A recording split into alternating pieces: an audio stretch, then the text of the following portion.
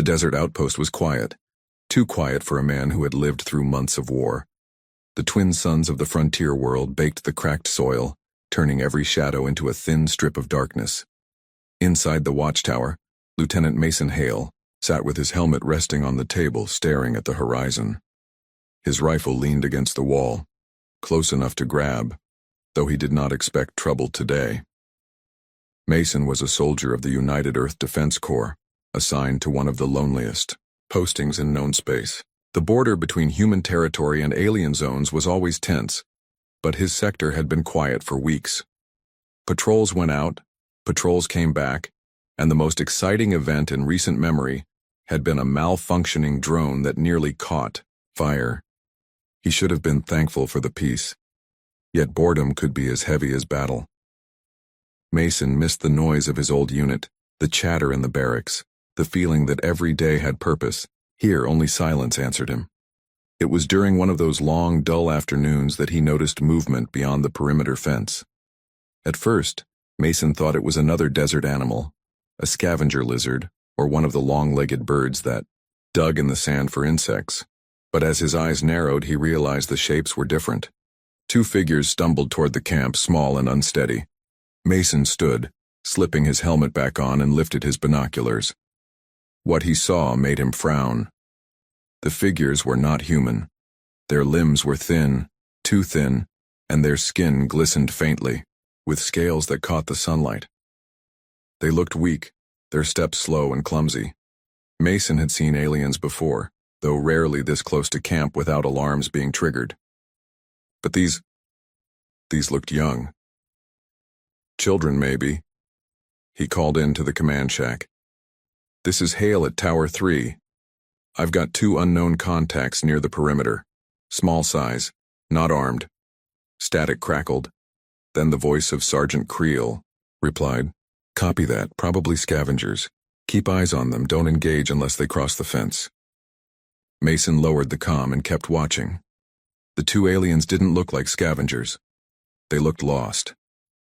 After a while, they reached the outer edge of the fence.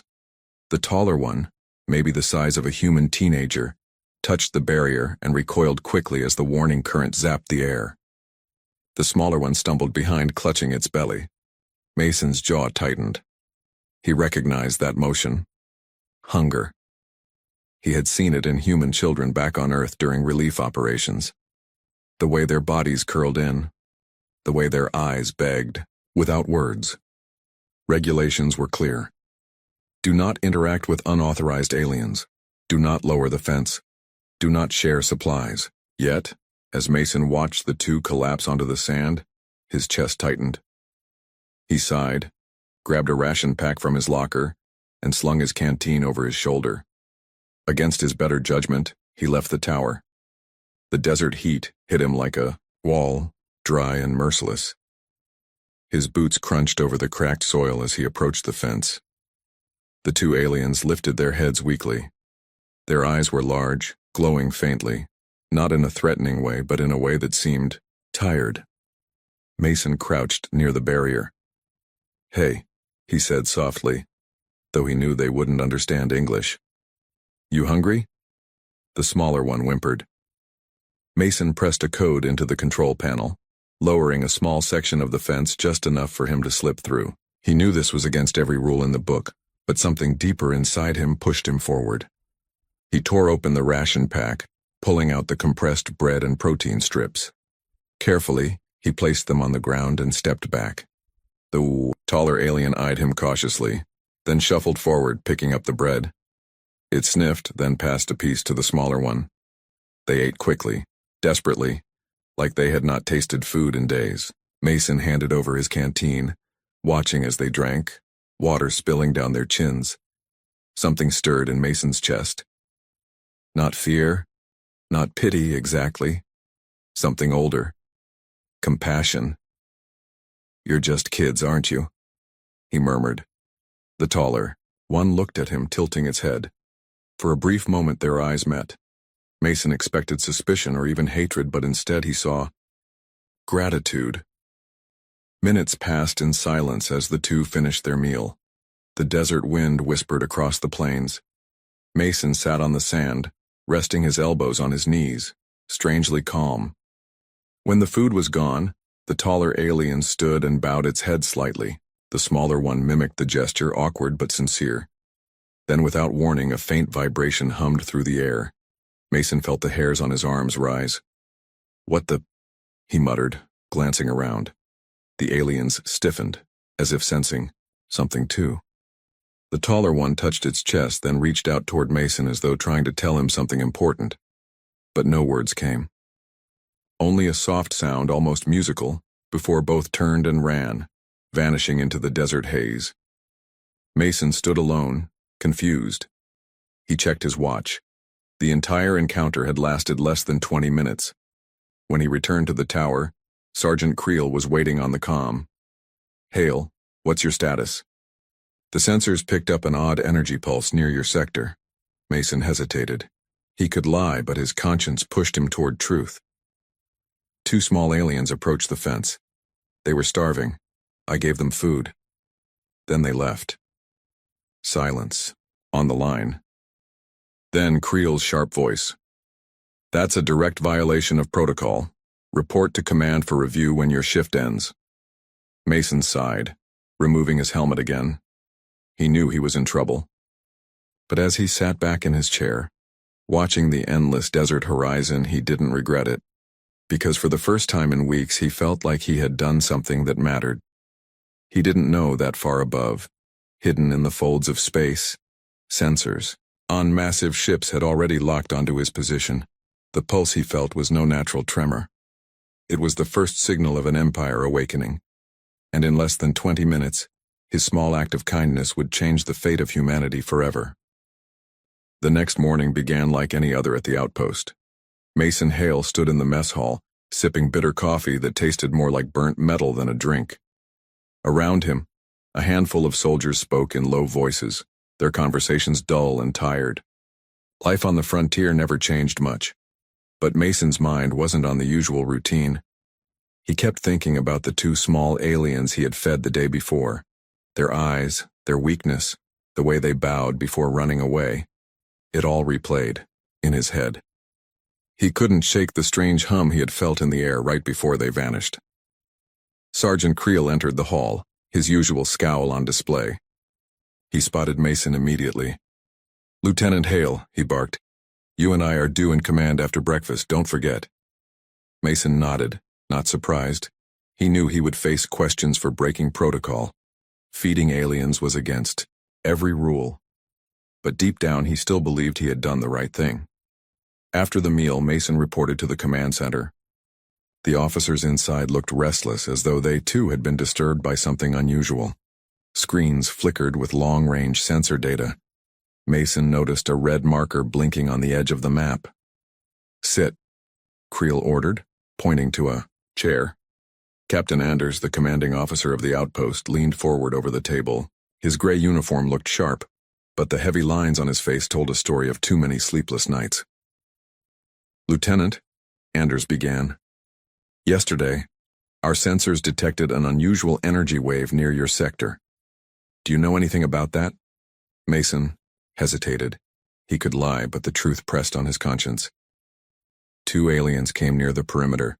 Small, weak, maybe children. They looked like they were starving.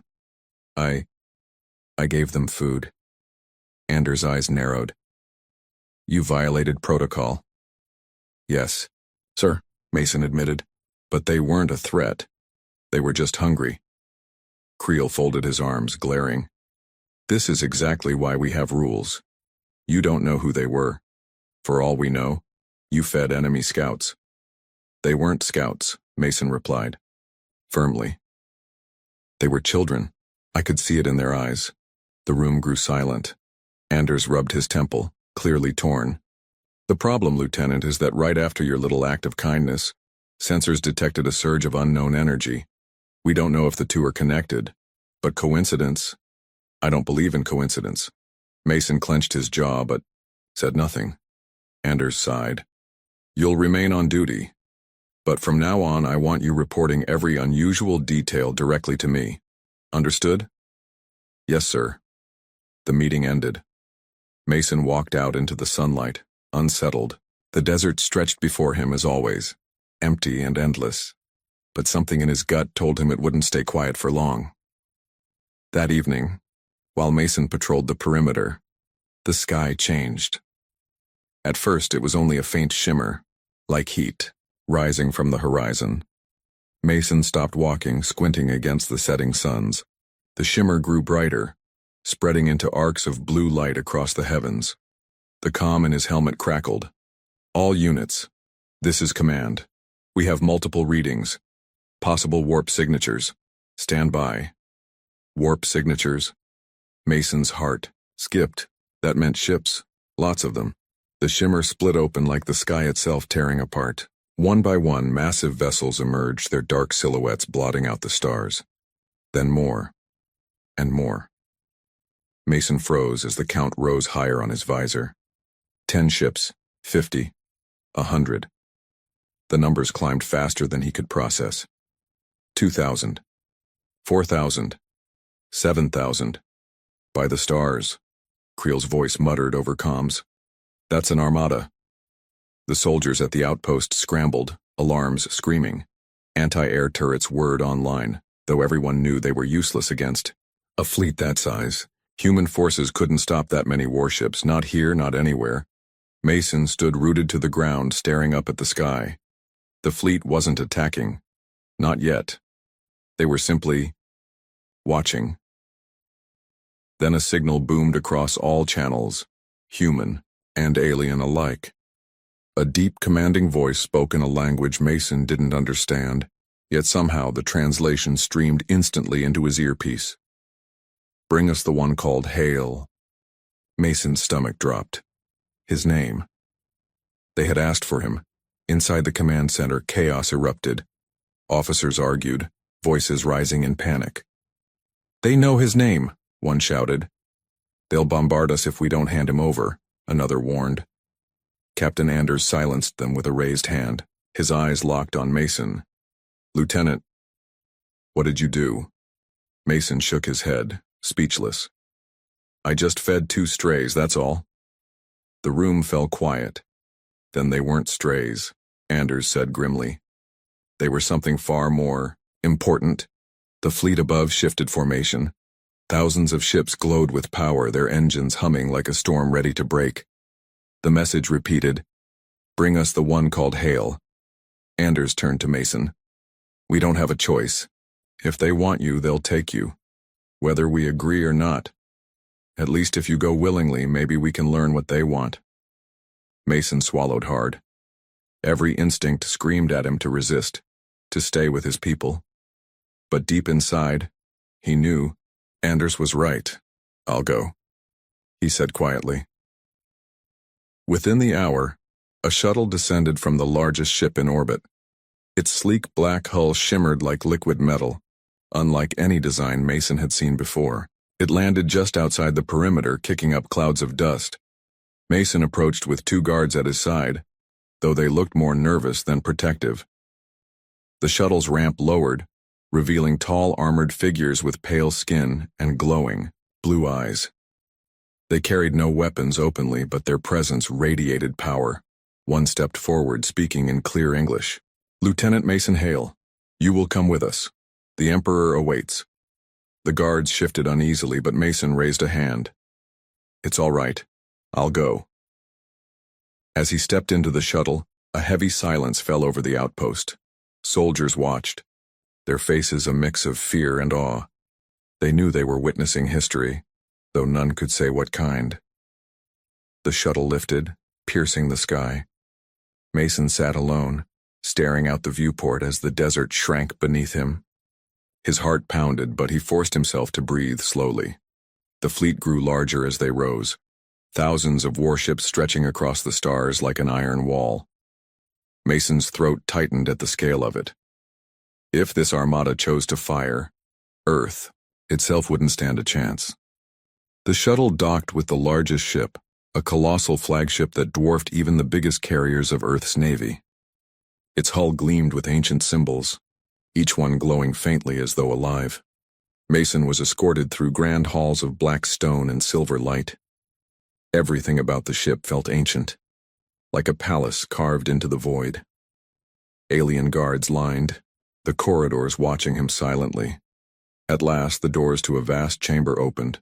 Inside, on a raised throne, sat a figure that radiated power, the Emperor of the Ziran Empire. His frame was tall and imposing, his crown-like crest shimmering with colors Mason had never seen. Beside him stood the two small aliens Mason had fed. They were no longer ragged or weak. They wore fine robes, their posture proud. Yet when their eyes met Mason's, they shone with the same gratitude he had seen before. The Emperor's deep voice echoed through the chamber. "You gave food to my children." Mason's heart skipped. "Children?" The Emperor nodded slowly. "They were lost, abandoned in your desert, and you, a soldier of another race, broke your own laws to give them life. Do you understand what this means, human?" Mason shook his head, overwhelmed. The Emperor leaned forward.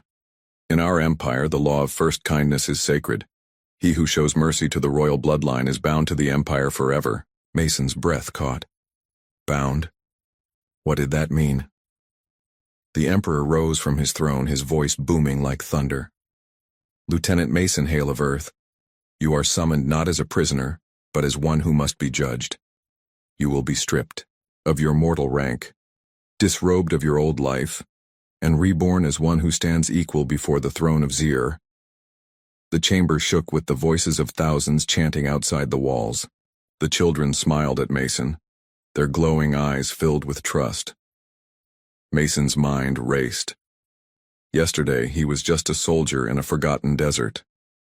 Today, he stood at the center of an empire, chosen by fate for reasons he barely understood.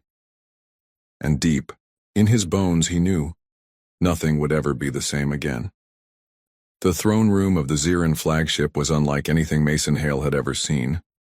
It was not just a hall, it was a cathedral of power. Enormous stone-like pillars stretched upward, glowing veins of energy flowing through them like rivers of light. The air was heavy, not with heat but with presence, as though every breath carried the weight of centuries. At the far end, the Emperor sat upon his throne. His crest shimmered like fire and starlight woven together. Around him, alien nobles stood in silence, their eyes fixed on the lone human who had been brought before them.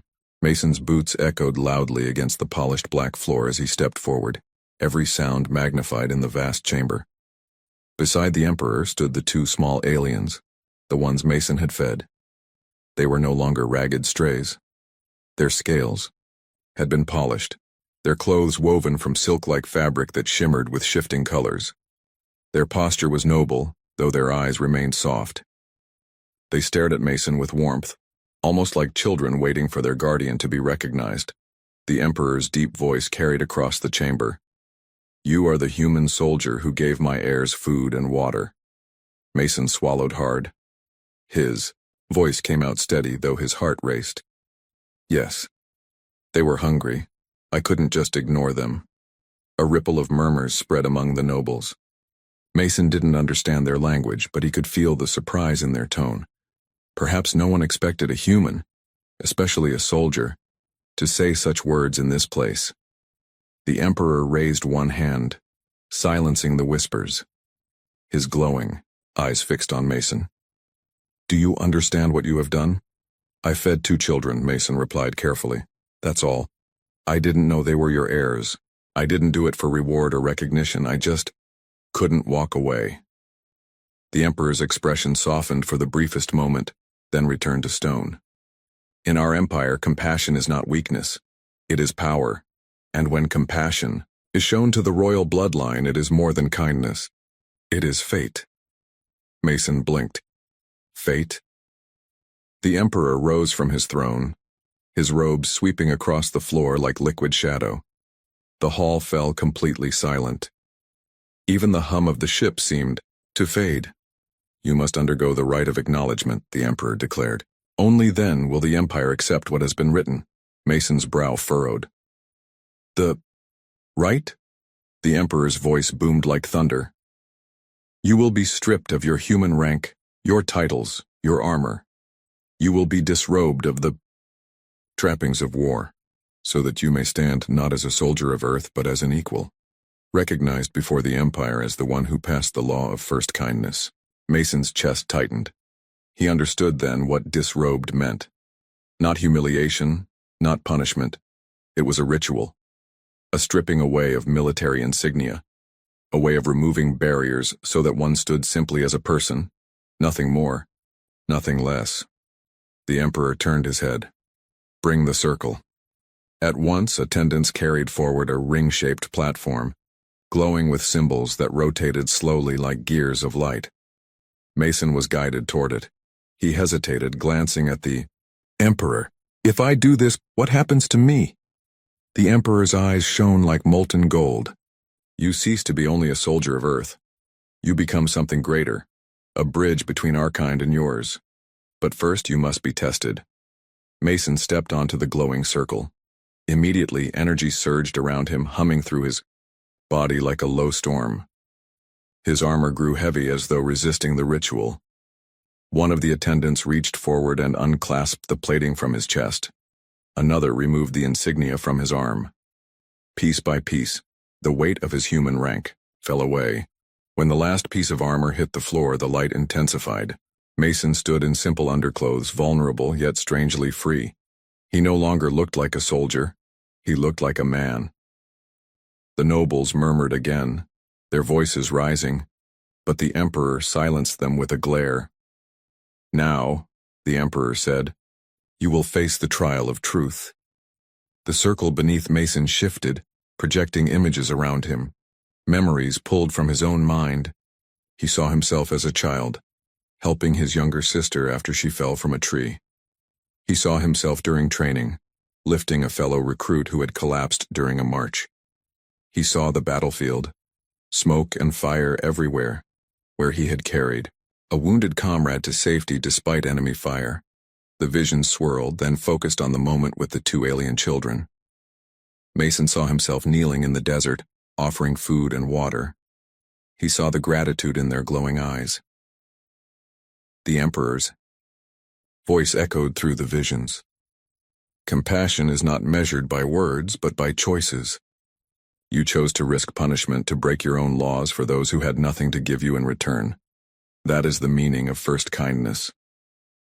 Mason breathed deeply, overwhelmed. I didn't think. I just acted. That, the Emperor replied, is why it matters. The visions faded. The chamber lights returned, and Mason found himself standing once more before the Emperor, bare of armor, but unbroken. The two royal children stepped forward, each holding a silver thread that glowed. Softly, they draped the threads over Mason's shoulders. Their voices, young but clear, spoke in unison. We name you friend of the Empire. The chamber erupted in gasps. The nobles shifted uneasily. For a human to be given such a title was unheard of. The Emperor raised his hand, silencing them once more. He stepped down from his throne and approached Mason directly. His towering figure cast a shadow, yet his words carried no malice. You stand now not as a soldier of Earth, but as Mason. Hail the man who fed my children. The fleet above your world is here not for war but for judgment, and you, human, have already passed the first trial. Mason's voice shook, but he managed to speak. What comes next? The Emperor's gaze darkened. You must decide whether humanity will be enemy or ally of Zur.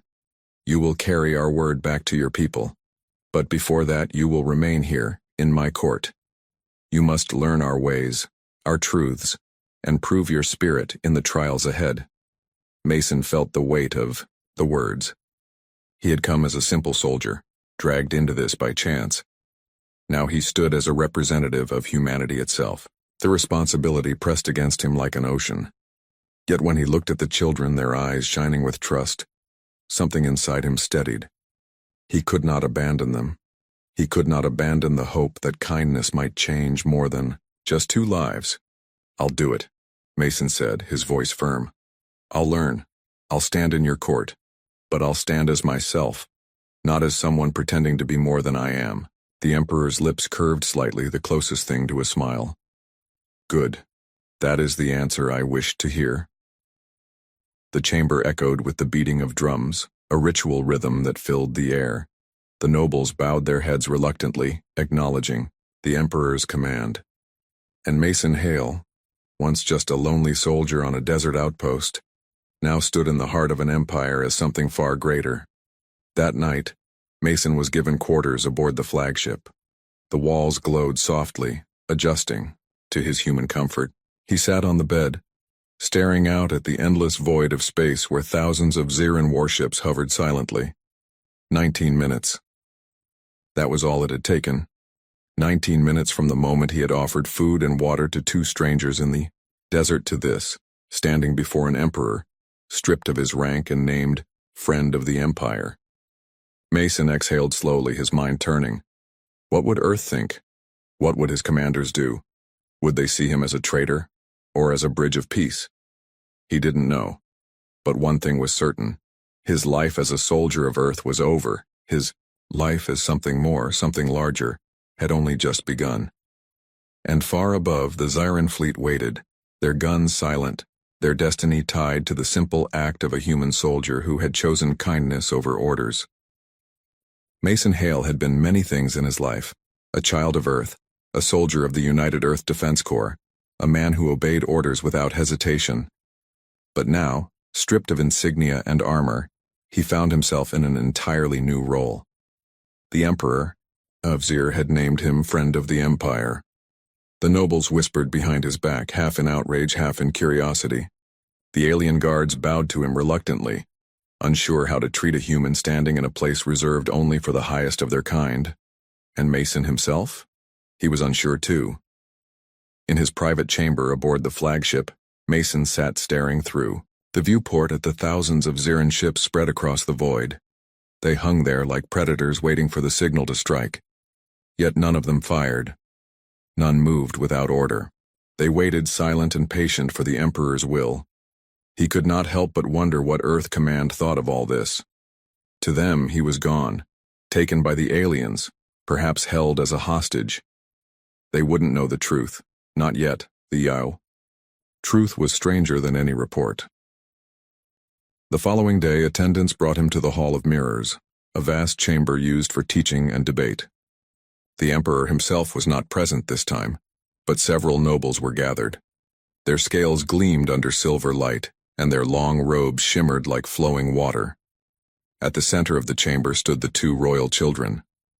They smiled, faintly when Mason entered, and their eyes softened in recognition. A tall noble stepped forward, his crest marked with red lines of rank. His voice was sharp. Human. The Emperor calls you friend, but many of us see only a trespasser. Why should you stand here among us when your species is still young, violent, and untested? Mason met the noble's glowing eyes. His voice was steady. I didn't come here by choice. I fed two children who were hungry, that's all. But now I'm here, and if I have to stand in this place, I'll stand as myself, not as someone, pretending to be greater than I am. The nobles murmured at his boldness. Some looked offended, others intrigued. The taller child stepped closer to Mason and spoke softly in their own tongue. An attendant translated. They say your words carry honesty. Honesty is rare among leaders. Mason managed a small smile. Then maybe that's why I'm here. Not to be a leader, but to tell the truth. The red-crested noble studied him, for a long moment, then turned away with a sharp flick of his robe. Over the next days, Mason learned more of the Xeran ways. He attended councils, listening as nobles argued over war and peace. Some wanted to crush humanity before it grew into a rival power. Others believed the first kindness bond could open a new era of alliance. The Emperor did not push them either way. He only listened, his glowing eyes unreadable, and then ended each council with the same words. The human has yet to decide. His voice will shape our choice. That weight pressed heavily on Mason. He was no diplomat, no statesman. He was a soldier who had followed orders his whole life, and now he was expected to speak for all humanity. At night, alone in his chamber, he would pace the floor, thinking of Earth. His commanders would see him as compromised, perhaps even traitorous. His fellow soldiers might believe he had abandoned them. Yet if he failed to build trust here, war would come. War humanity could not hope to win. One evening, as he sat in thought, the door to his chamber opened quietly. It was the smaller of the two children. Their glowing eyes peered at him with innocent curiosity. Mason rose to his feet. "Hey," he said softly, unsure if they understood. The child stepped closer and placed a hand on his chest. For a moment, Mason felt a warmth spread through him, as though the gesture itself carried meaning. "They trust you," said a voice behind him. Mason turned to see the taller child in the doorway. Unlike their sibling, they spoke halting words in broken English. "You gave life. We remember." Mason knelt, looking at both of them. "I didn't do anything special. I just did what anyone should do." The taller child shook their head firmly. "Not anyone. You." Mason felt his throat tighten. These children were heirs to an empire, yet they looked at him with simple trust. He had saved their lives in the desert without knowing who they were. Now, in their eyes, that act defined him. He placed a hand gently on the child's shoulder. "I'll do my best for you, for your people, for mine." The children smiled, and for the first time since arriving, Mason felt a spark of hope. Days later, the Emperor summoned Mason again, this time to the Chamber of Stars. The chamber was round, its ceiling a vast dome that projected a map of the galaxy. Stars burned overhead in silent brilliance, their light shifting slowly as though alive. The Emperor stood at the center, his robe flowing like liquid night. Around him, nobles formed a circle. "Mason Hale," the Emperor said, his voice carrying authority. "The time has come for you to speak for your people.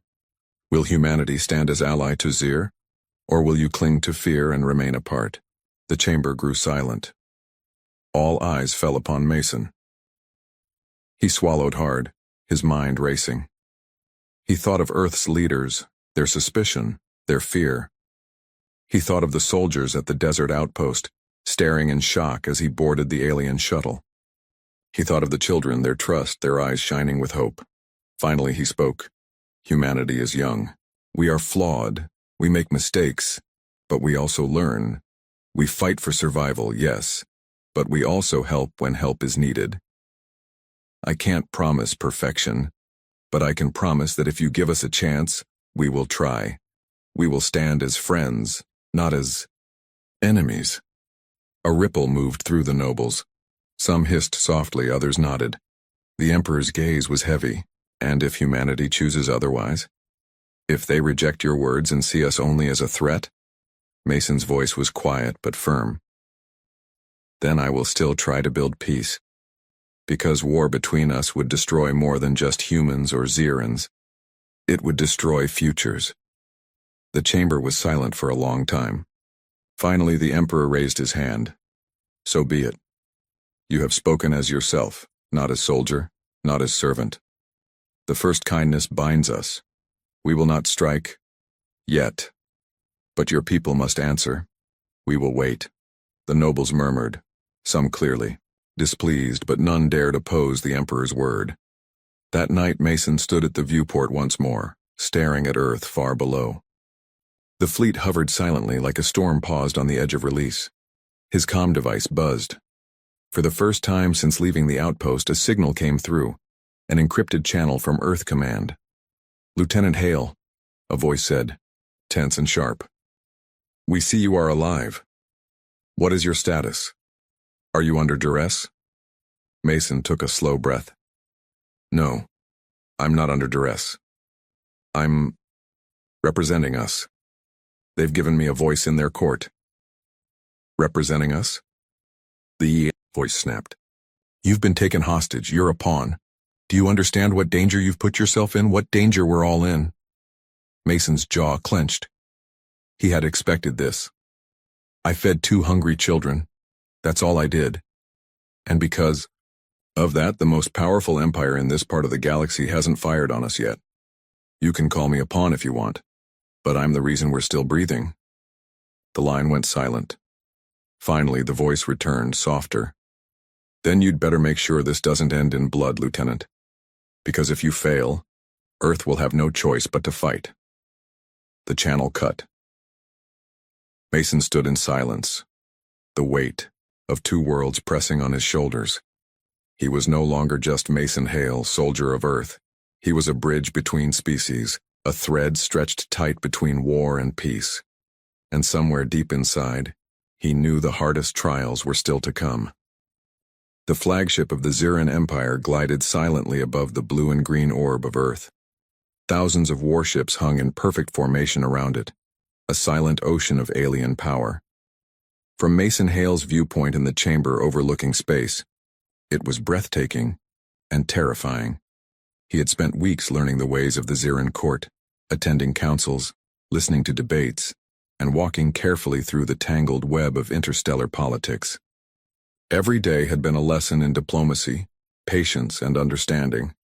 Yet the most difficult lessons had been about his own people, about humanity's fear, pride, and potential for both conflict and greatness. Now the final test awaited him. The Emperor summoned Mason to the throne of judgment. The hall was immense, its ceiling disappearing into shadows where thousands of crystals reflected the starlight from the viewport. Nobles lined the chamber, some with curiosity, some with contempt.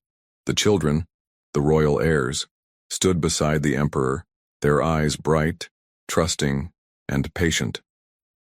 Mason Hale, the emperor's voice resonated like rolling thunder. The time has come. Humanity must decide if it will meet us as friend or enemy, and you, human, must deliver the first word. You speak for your people, for those who cannot yet understand what stands before them. Mason swallowed. He had practiced for days in his mind, yet words always fell short. How could he convey the courage, stubbornness, and hope of an entire species in a single message? He took a deep breath, letting his gaze sweep across the chamber. The nobles watched him intently, their glowing eyes sharp, waiting for any sign of weakness. Mason felt a pang of doubt. But then he thought of the desert outpost, the small alien children, and the simple act that had started everything. He straightened. The people of Earth are young, yes, and we are not perfect. We make mistakes, we fight, and we fear what we do not understand.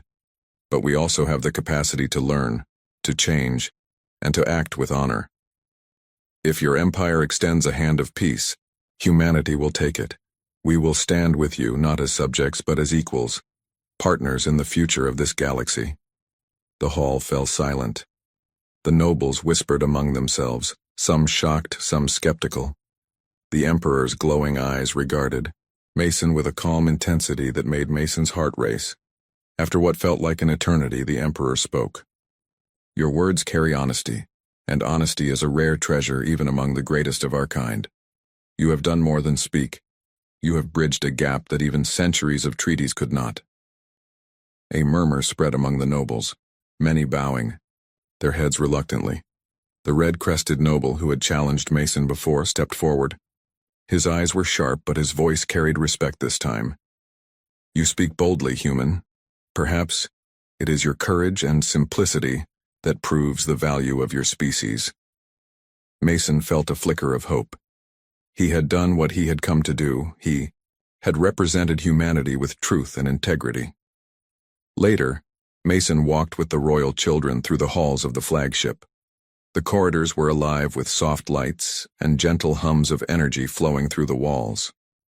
They were teaching him, guiding him, not as a prisoner but as a student of their ways. You see, human, the taller child said, in our empire the smallest act of kindness can ripple across stars. You fed us, and now the empire listens. Mason smiled. I didn't know I would make this much difference. I just did what I thought was right. That is why you are worthy, said the smaller child softly.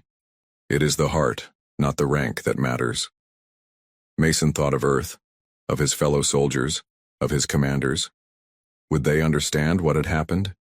He didn't know, but he knew that this moment, this connection, was real. The next day, the Emperor called a fleet-wide assembly. Mason stood at the center, Earth far below, Thousands of Ziran ships arrayed around the flagship. The nobles and high-ranking officers filled the main chamber. Humanity has been observed, the Emperor announced. A single soldier has shown what words alone cannot convey, that courage, kindness, and honesty define a species. Today, we decide our course not by war but by choice. Mason stepped forward. His voice was firm, carrying clearly throughout the assembly. I speak for humanity. We do not seek war with the Ziran Empire. We seek understanding, cooperation, and a chance to prove that we can be more than our mistakes. We offer friendship. The chamber remained quiet for a long moment. Then the Emperor gestured and the children came forward, raising Mason's hand in a gesture of unity. The nobles began to speak, some reluctantly, some warmly. One by one, the council agreed to support Mason's proposal. They would wait for Earth's response before any action was taken. The fleet above remained in orbit but withdrew slightly from attack positions. Mason felt a wave of relief, but also awareness. This was only the first step. Humanity still had to respond wisely. On Earth, the news of Mason's return, or at least the signal from him, shocked command. Reports of his survival and negotiations reached military leaders within hours. Many were skeptical, fearing trickery or manipulation. Yet when Mason sent his first message directly to the United Earth Defense Council, he was clear, calm, and firm. Humanity has an opportunity, he said. The Ziran Empire is powerful, yes, but they respect courage and honesty. I am here not as a soldier, but as a representative of what we can be. We have a chance for peace, and it begins with trust. The council debated, argued, and hesitated, but Mason's words carried weight, especially when they included testimony of the small royal heirs who had been saved by his actions. Slowly, the decision was made to open formal communications, to extend a hand of cautious diplomacy. Weeks passed. Mason remained aboard the flagship, learning more about Ziran culture, their technologies, and their philosophies. He discovered that their empire was vast yet governed by principles that valued life, loyalty, and, most importantly, compassion. In the evenings he would stand with the children, looking out at the stars. "Do you think my people will understand?" he asked quietly. "They will learn," said the taller child. "It is not easy to change hearts, but you have shown them the way." Mason nodded, feeling the weight of responsibility. He was no longer just a soldier. He was a bridge between two civilizations, a reminder that even a single act of kindness could ripple across galaxies. Finally, the Emperor summoned Mason for one last ceremony. The fleet hovered silently, the flagship glowing with ceremonial lights. "You have done well, Mason Hale," the Emperor said. "The Ziran Empire will honor this accord. You have proven that one human, acting with courage and compassion, can affect the course of history." The Emperor gestured to the children who stepped forward with glowing threads. They draped them over Mason's shoulders. "You carry the bond of the first kindness," the Emperor said. "Let it be a reminder to all. Sometimes, the smallest acts shape the largest destinies." Mason looked out at the fleet, then at Earth in the distance. He thought of soldiers at his old outpost, of children playing under twin suns, of people who would never know his name but whose lives could be saved by this accord. A deep sense of peace filled him.